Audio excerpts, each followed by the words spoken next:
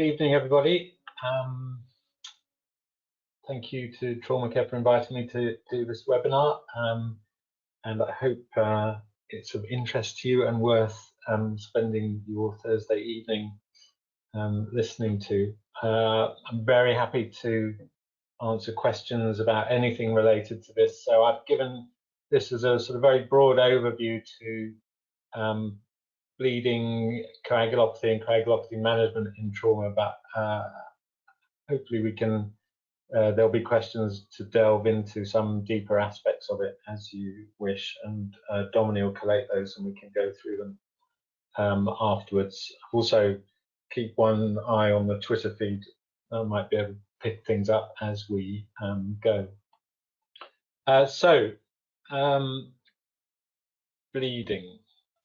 So just to give you an idea of where we've come from and where we are now, these are the mortality outcomes from patients who activate our Code Red protocol, our major hemorrhage protocol at Royal London Major Trauma Centre. And over the last 10-12 years, we've reduced overall mortality by nearly half, really, through essentially a change in practice from resuscitation that was directed at improving perfusion and oxygenation to one that's directed at stopping bleeding, and part of that is, of course, identifying and treating the underlying coagulopathy.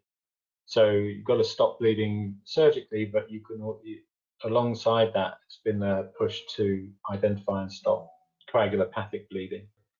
And along with that halving of mortality, we've also seen dramatic reductions in the amount of blood products that we've used, the reduction in critical care stay, reduction in hospital stay, and an increased number of people going home rather than going to rehabilitation facilities.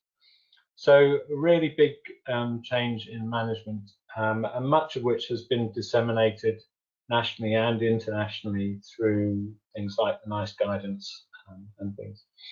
And it's not one single intervention that has done this. It's been a number of different interventions as seen here.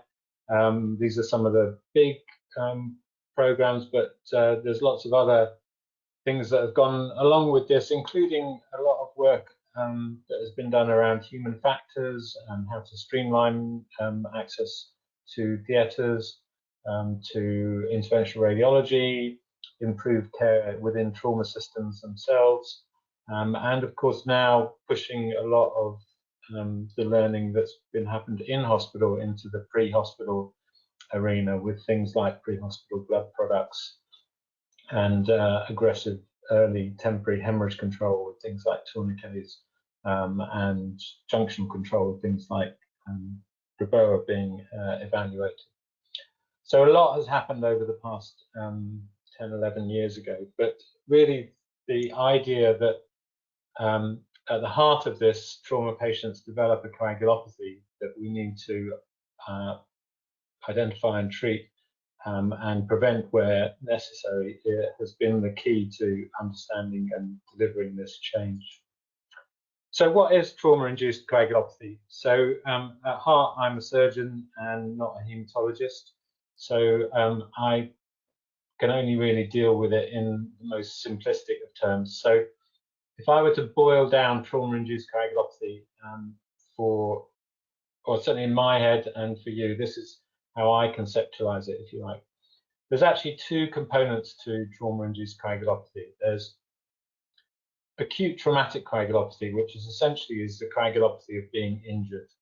And there are pathways in the coagulation system that get disrupted when you're injured, when you're shocked, that lead patients to become coagulopathic literally within minutes of being injured.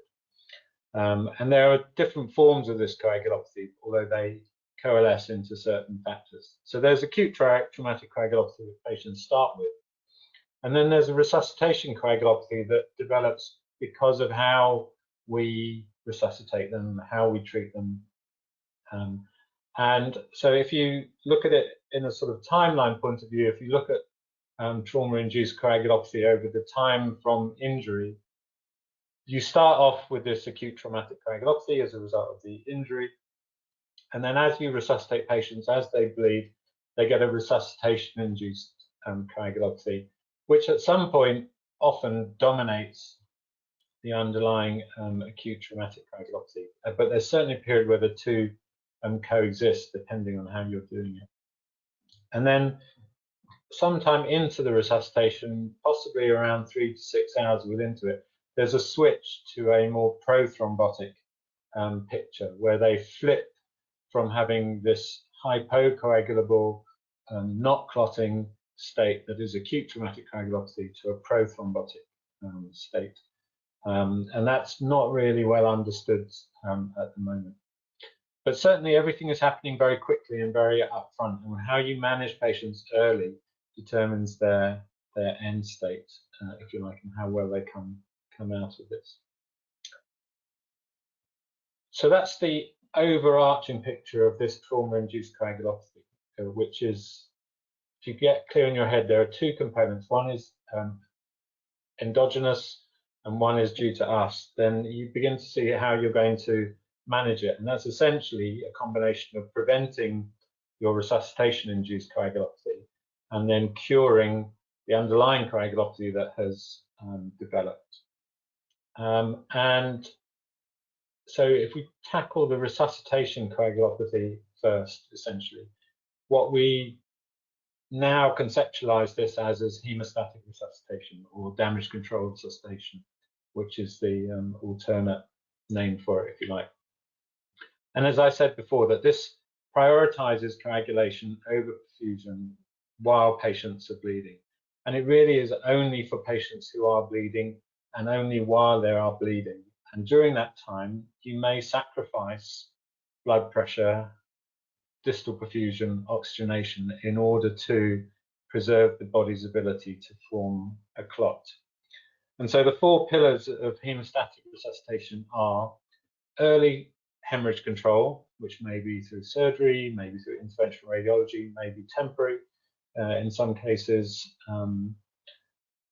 permissive hypotension, keeping the blood pressure reasonably low, avoiding clear fluids to avoid a dilutional coagulopathy, and giving as balanced a treatment for coagulopathy as possible to prevent coagulopathy and treating the underlying coagulopathy. So those are the four sort of central pillars of trauma hemorrhage resuscitation at the moment, if you like. Early hemorrhage control, permissive hypertension, avoiding dilutional coagulopathy, and managing underlying coagulopathy. And we're only really going to talk about the bottom two today in terms of the trauma-induced coagulopathy. So most of you, I hope, will realize that this stuff has no place in the management of bleeding patients now. But it's quite easy for it to sneak into patient resuscitation if you're not careful and very proactive about how you're looking after these patients. So this is a patient that we had at the Royal London some years ago that we took a lot of learning from, and I'll just present it to you just to illustrate the point, if you like. So it's some time ago, so there was still a bit of saline in the pre-hospital arena at that point. And this is a patient who had blunt injury, he'd fallen, he had pelvic injury, chest injury, and was activated as a major hemorrhage protocol code red patient. We have a research study going in parallel always at the Royal London. So we had a coagulation sample that was actually his helipad coagulation sample. And this is a Rotem trace, which I think most of you will be familiar with these days, but just to go through it, and I hope you can see my arrow here. This is time going along this side here, and this is how clot is forming on a needle. So this essentially is a normal looking coagulation trace on a Rotem or TEG monitor. It's nice fat trace that develops quite quickly. And at this point on the helipad, the patient has had about 750 mils of crystalloid in the scene, and he's had 1 unit which was given on the helipad. This was before pre-hospital blood. He goes down to the emergency department, and he gets what looks like a reasonable one-to-one transfusion. But the problem is that after he gets the first amount of red cells and FFP, there are gaps between people ordering products and products arriving at his bedside. And in those gaps, people are uncomfortable with him having a blood pressure of around 70 millimeters of mercury, 80 millimeters of mercury, 60 millimeters of mercury systolic, and are uncomfortable waiting for those units to arrive. And so they hang something. And so they'll hang crystalloid, or there was even colloid at this point as well. So you can see it looks like he's had a reasonable transfusion. He's had 12 units of red cells, 8 units of FFP, 1 unit of platelets, and 2 units of cryo, and you would think that that's a reasonably balanced transfusion. But he's also had nearly 9 liters of clear fluid, and you can see it's destroyed his coagulation trace from what it was to what it is now, which is something that is very slow to form, forms very slow to start, slow to form, and never achieves anything like the clot strength that it did before. And this patient hosed out on the operating table and took a long time to get control, with multiple attempts at packing, until finally they were able to temporize the bleeding and going to reverse the coagulopathy that they'd induced. But once you get into this state, it's extremely difficult to get out of it, and it's essentially purely an educational and human factors process about understanding that ordering products can take some 30 minutes, 45 minutes for those products to be thawed and arrive in your hands.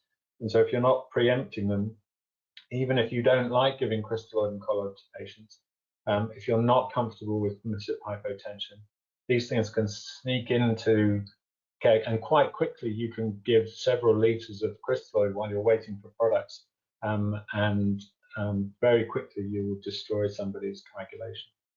So there's a lot of human factors work that goes around, and despite how complex coagulation and coagulation therapy can be, all the complexity goes out of it if you just give somebody a liter of crystalloid in the middle of their resuscitation. So you really do have to avoid, as far as you possibly can, giving them this. Obviously, if somebody's got their blood pressure in their boots and you've got absolutely nothing else, you do the best you can under those circumstances. But the more that you can preempt, the more that you can plan, and the more you can streamline your access to products, the better. And so we've managed to reduce the amount of crystalloid that we give both pre-hospital and in hospital. Most of the crystalloid that we give now is post hemostasis, after hemorrhage control on the ICU. But there are still patients where it happens because of an inexperienced team or problems with issue, etc. Those are the things you have to iron out of your system. So instead, we try and give this balanced resuscitation, which is at its base one-to-one transfusion of red cells, packed red cells, and FFP. And what you're doing essentially is saying, well, the patient is bleeding something that looks like whole blood, and what we're doing is reconstituting whole blood as best we can at the moment with red cells and plasma. But the thing to remember is, of course, that although patients bleed whole blood, they actually, through various underlying processes and fluid shifts, develop coagulopathy, even if you are replacing whole blood. So whole blood or one-to-one is not a panacea. It's a holding maneuver. It'll stop patients getting worse, or it'll slow them getting worse, but it won't stop them becoming coagulopathy. So whether you're giving a balanced transfusion with one-to-one, or whether you're actually giving some form of whole blood itself, it's not going to be enough. It's a holding maneuver, if you like. But that's your background transfusion regimen to avoid or to minimize resuscitation-induced coagulopathy. And of course, now we've been pushing that pre-hospitally with blood on board, various air ambulances, a lot of air ambulances carrying a plasma product as well. And now we, with NHS Blood and Transplant, are trialing a combined red cell and plasma product or a modified whole blood product, and see how that develops in terms of its logistical efficacy as well as its utility. So that was the easy one, if you like. The harder one is this acute traumatic coagulopathy, which is there from the get-go, and which starts the whole process off. And it's very much a feature of a body system which is fine-tuned normally to deal with paper cuts and, you know, scrapes on the rugby field and you know, maybe a broken leg or two, but is not at all able to cope with the massive insult of being hit by a bus or falling out the window, things that would be non-survivable without modern healthcare, and so things that evolution has never managed to get a grip of. And again, it's complicated, but fundamentally it's about these patients can't form clots effectively. The clot that forms is weak and fragile, and it breaks down very quickly. And if you just think about our current hypothesis for the overarching model, if you like, is that normally you get clot forming on the surface of platelets. There's amplification loops that make thrombin form essentially, so factor 2 prothrombin cleaves to thrombin, which itself cleaves fibrinogen to form a clot. And that's what should happen. But around that, just as if when you form a paper cut, to make sure that your whole body doesn't clot off, you have anticoagulant mechanisms which come into play to control where a clot forms. And they're related to factors that are released from the endothelium, the lining of blood vessels. In patients who are profoundly shocked, those systems start to predominate, and thrombin is switched from being a procoagulant that cleaves fibrinogen to form your fibrin network to a thrombin, essentially an anticoagulant thrombin, which cleaves activated protein C, which inhibits thrombin formation and which releases hyperfibrinolysis essentially and gives this rapid clot breakdown. So they can't form clot, it's inhibited. It's also, not only does it consume clot that's formed through this hyperfibrinolysis, it also consumes fibrinogen. So there's a fibrinolysis and there's a fibrinogenesis, both of which are very important in the patients, as we'll go through. What that all coalesces down into essentially is that acute traumatic coagulopathy is hyperfibrinolysis, excessive breakdown of clot, fibrinogen loss, so you've got no substrate to form a clot, and then there's platelet dysfunction as well, which I'll touch on, but which is even more poorly understood than the rest of it at the moment. So fibrinolysis is a big deal, and it's not measurable by any device that we have at the moment. And so what we do is we give an empiric dose of antifibrinolytic, which is tranexamic acid. And you should all be very familiar with that. You should all be giving it, and it's pretty standard now. There's some controversy over it. There's still some work to be done around what's the best dose of tranexamic acid, but essentially hyperfibrinolysis is the dominant feature of acute traumatic coagulopathy, and you know, these patients, the D-dimer is a marker of fibrinolysis. And if you just think that your hospital assays normally top out at about 35 to 40,000 units of D-dimer, and most sick trauma patients will have D-dimer levels that are perhaps an order of magnitude higher than that. you see exactly how much lysis is going on in these patients. And it's pretty effectively treated with a dose of 1 to 2 grams of tranexamic acid. So it's a very effective antifibrinolytic with very few downsides, and hence the recommendation that it's given early. So that's the hyperfibrinolysis element. Fibrinogen loss is the other big deal. So these are our patients again at the Royal London, and this is their fibrinogen level on admission after 4 units of blood, after 8 units of blood, and after 12 units of blood transfused. And you can see that if you're not actively replacing fibrinogen, the red bars, fibrinogen levels drop to almost nothing after about 8 units of red cells. And even with standard damage control resuscitation, it's just about holding its own, but not getting up to where it should be, which is over 2. And fibrinogen is probably the clotting factor result that we never get back, or you look at retrospectively. Nobody really considers fibrinogen very much. But of course, if you haven't got any fibrinogen, you actually can't form a clot. And so fibrinogen loss is becoming more and more important. And we replace fibrinogen as cryoprecipitate. It tends to come into most hemorrhage protocols quite late on, usually around unit 8. And so many of you will know that we are currently running cryoprecipitate trial across all UK major trauma centres to see if getting early high dose cryo into patients can essentially bump this admission fibrinogen level up into the normal or even slightly supernormal range, and hence prevent this deterioration. Of course, because you get fibrinogen breakdown, you've got to have tranexamic acid on board to even consider doing that. So the two kind of go hand in hand. And then finally, there's this platelet dysfunction, which is, I would say that we're only just beginning to get a handle on. But essentially, this is, again, if you look at patients on arrival after 4 units of red cells, 8 units of red cells, and 12 units of red cells, the ability of platelets to aggregate and form a clot disappears to almost nothing during that time. And it's not that they don't respond to one stimulus, it's that they don't respond to any stimulus.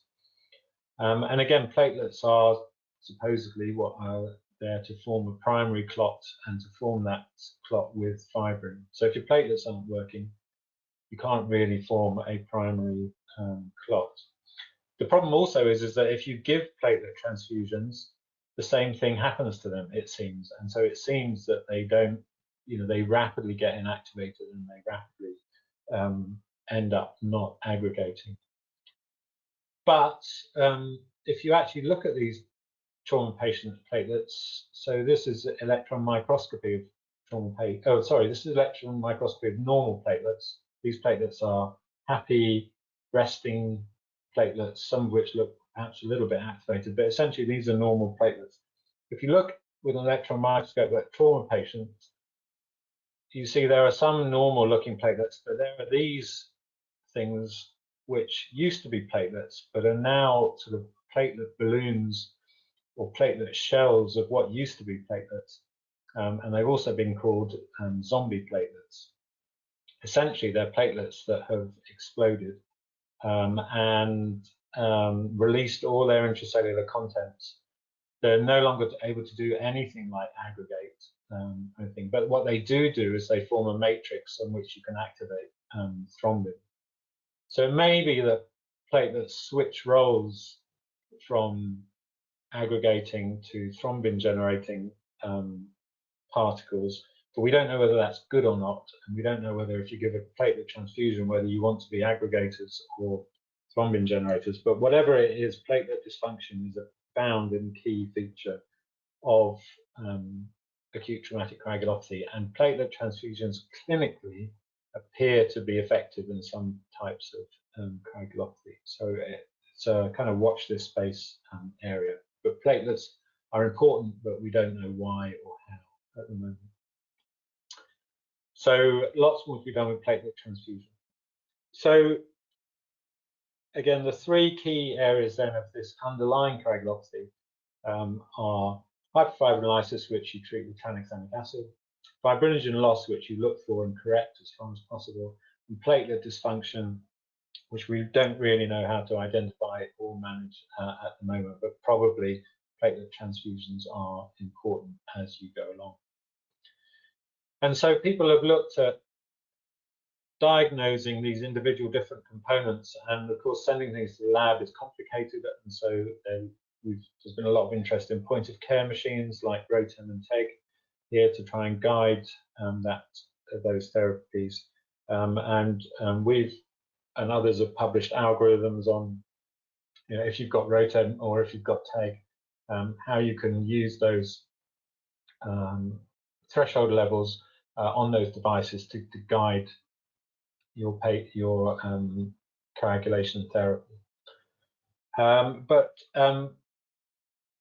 Remember, when you include them in your major hemorrhage protocol, these treatments are for acute traumatic coagulopathic derangements are over and above your balanced transfusion that you give for preventing resuscitation-induced coagulopathy.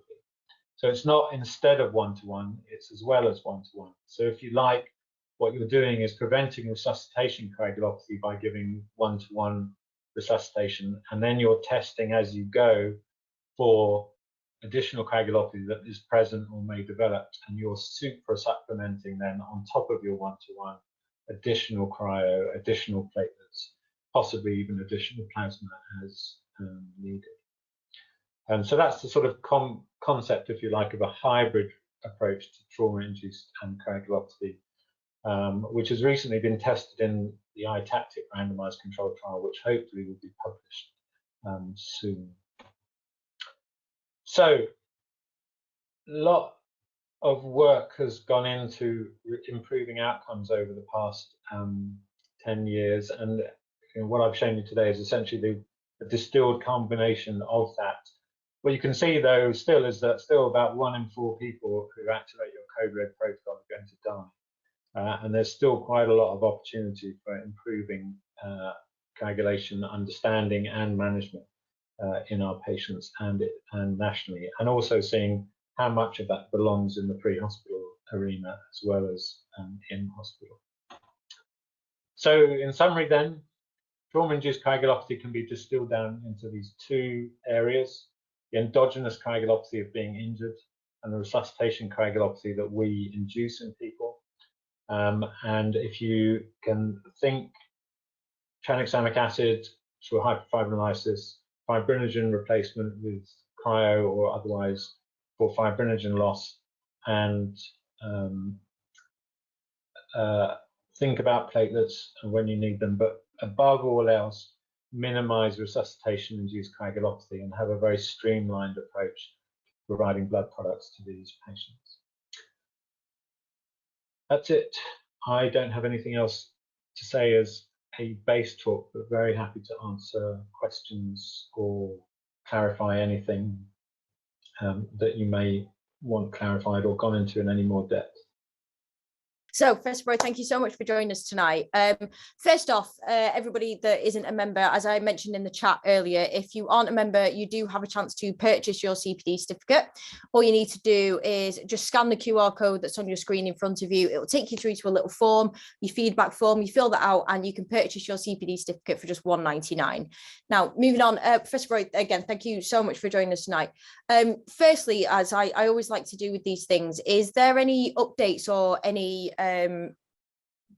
updates or anything to talk about from, obviously this was first aired about 2 years ago, so is there anything that's been developed since the first time that we did this webinar?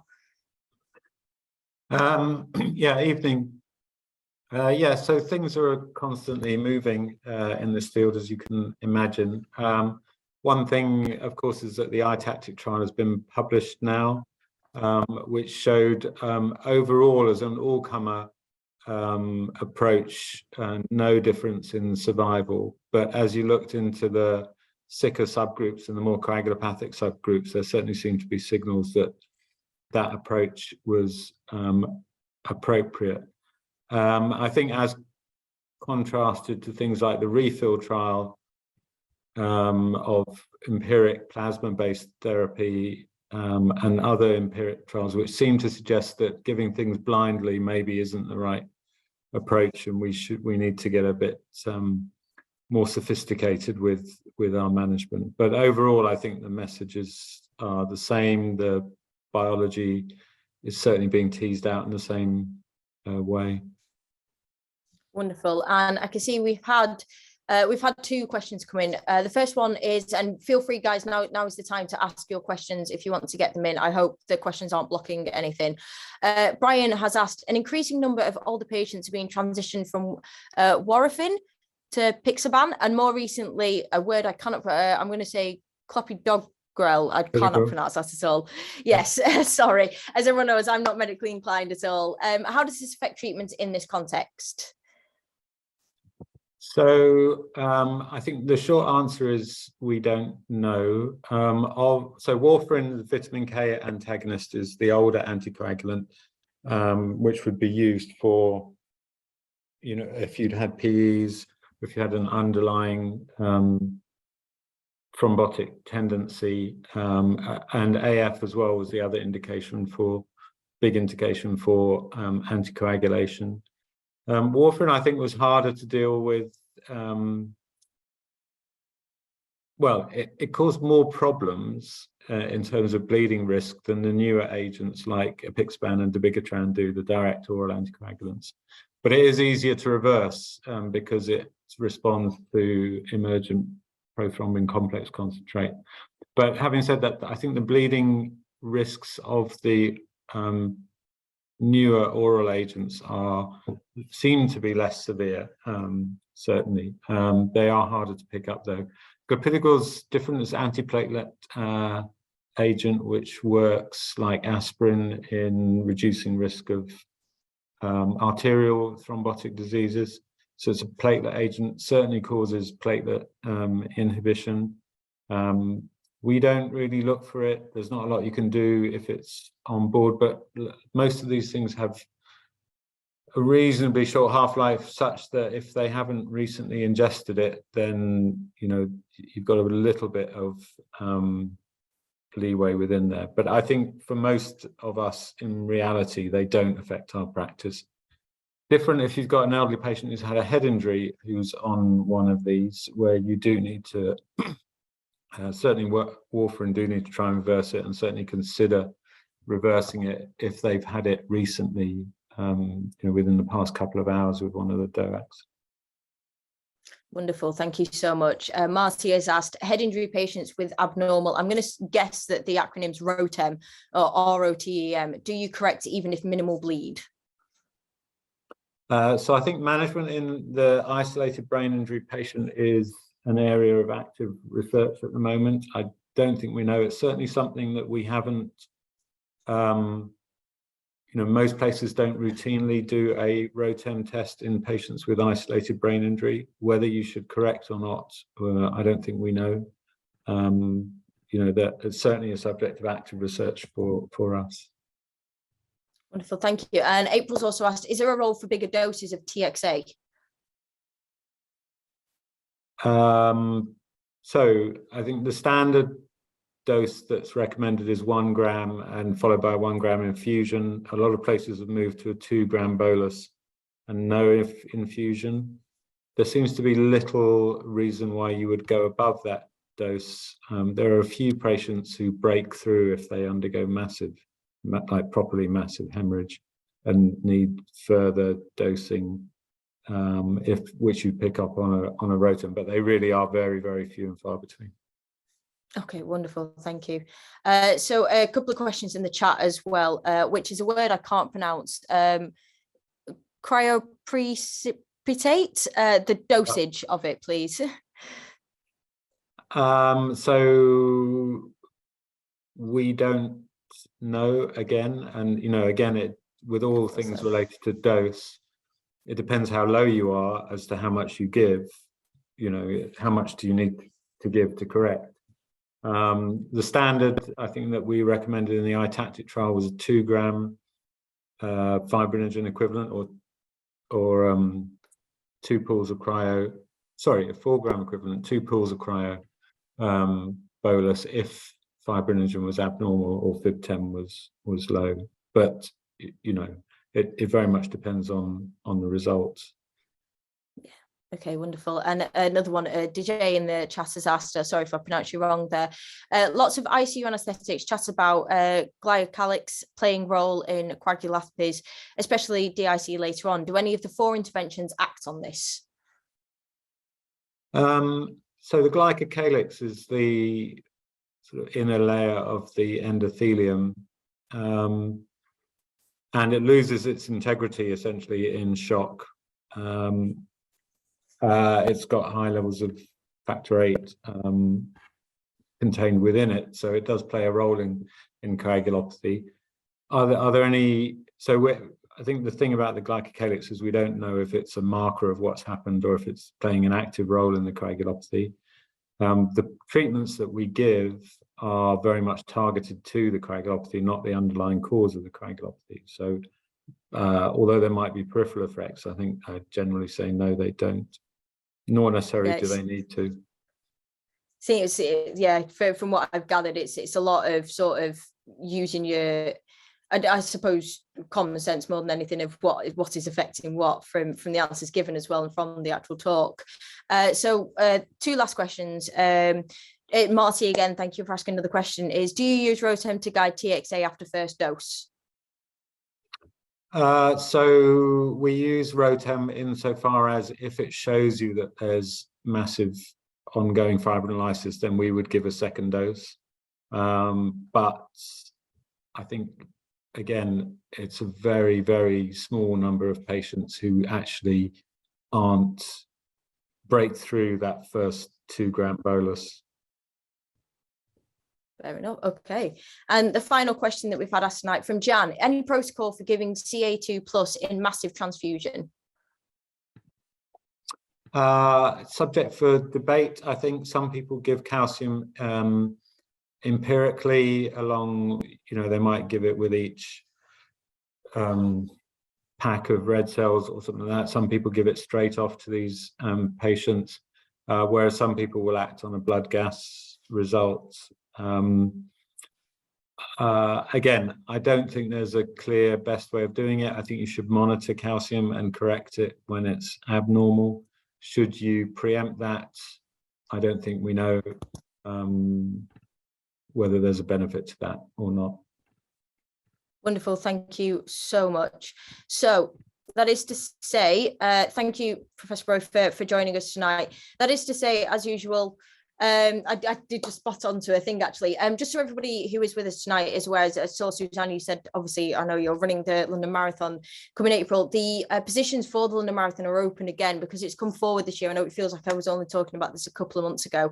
But if you do want to express an interest, please do email us at admin@traumacare.org.uk if you want an interest in running for trauma care at the London Marathon.